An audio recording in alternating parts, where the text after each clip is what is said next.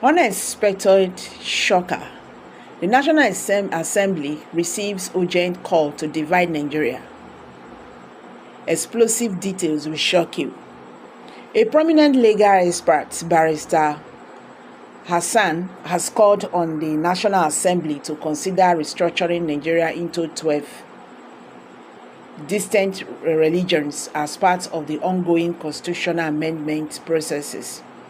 In an exclusive interview with Legit NG, Hassan emphasized that the need for a more representative administrative framework that reflects the country's diverse ethnic composition. Hassan argued that Nigeria's current geopolitical structure does not adequately capture the identities of its over 400 ethnic groups. So he proposed that states should also be named to align with indigenous identities, citing examples such as Lagos, which he suggested should revert to its traditional name, Eko. According to him, many state names, including Port Harcourt, are colonial relics that do not resonate with the cultural heritage of their habitants. Lagos is not Lagos. It should be referred to as Eko, as it is known among the indigenous people. Similarly, names like Port Harcourt, derived from colonial influence, should be reconsidered to reflect our true identity, as Hassan stated. He further stressed the importance of renaming states to honor their ancestral roots, noting that regions such as Ekiti, Ondo, and Osun already bear traditional names that should be preserved. The legal practitioner advocated for a regional system that will allow ethnic groups to govern themselves more effectively. He proposed at least 12 regions, arguing that even this number may not be sufficient given Nigeria's vast ethnic diversity. With over 400 ethnic nationalities, we should consider a structure that allows for proper designation, ensuring that clans and communities are accurately represented within states, local governments, and regions, he explained. Hassan also highlighted the need to correct historical boundary discrepancies, particularly in areas where ancestral lands have been encroached upon due to colonial era demigrations. He pointed the Yoruba-speaking communities in Niger, in Kwara, and in Kogi states, as well as regions near the Dahomey border, as examples of territories that required redefinition.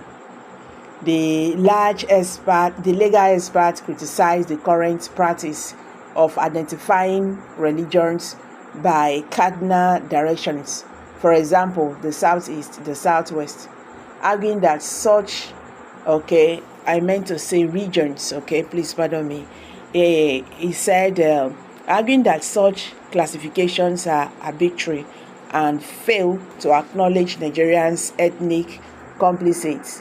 Instead, he proposed naming regions after their dominant ethnic groups, such as the Yoruba region, Igbo region, and Hausa region, to foster a stronger sense of identity and patriotism. An Igbo man should proudly identify as an Igbo man, not just as someone from the southeast. Similarly, a Yoruba man should be recognized as a Yoruba man, not merely as a Southwesterner. Hassan ascertained. He noted that Hausa-speaking individuals already identified more with specific cities like Kaduna or Zamfara rather than border zonal classifications.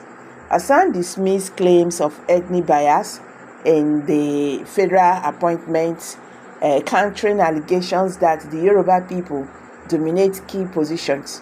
So he pointed out that Northerners hold significant roles in federal ministries and agencies, emphasizing that representation is more balanced than often portrayed.